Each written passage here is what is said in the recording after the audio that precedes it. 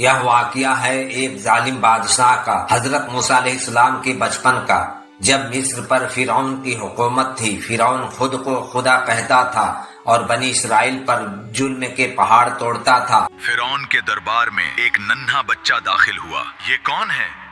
کیا چاہتا ہے؟ یہ کون ہے؟ اسے روک۔ یہ کون بچہ ہے؟ یہ قصہ ہے حضرت موسیٰ علیہ السلام کے بچپن میں فرعون کی داڑھی پکڑ لی اور اس کے سر سے تاج بھی نیچے گرا دیا۔ دربار This child is my enemy. Kill him at once. Fear spread throughout the court as the guards hesitated, their eyes locked on the glowing. فرعون چیخا، یہ بچہ میرا دشمن ہے۔ اس نے حکم دیا کہ بچے کو قتل کر دیا جائے، لیکن دربار میں موجود ایک عقل مند خاتون نے کہا، یہ تو ایک ننھا بچہ ہے، اسے کیا سمجھ؟ پھر ایک آزمائش کا مشورہ دیا گیا۔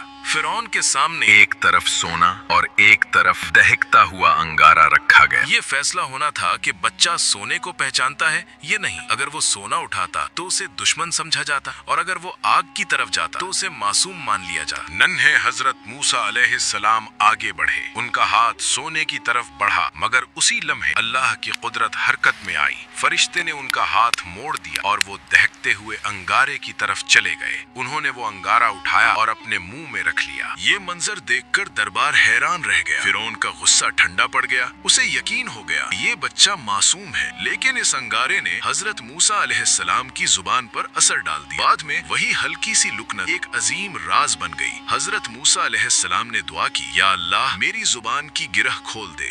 یہ واقعہ ہمیں سکھاتا ہے کہ اللہ کی حفاظت ہر حال میں ہوتی ہے۔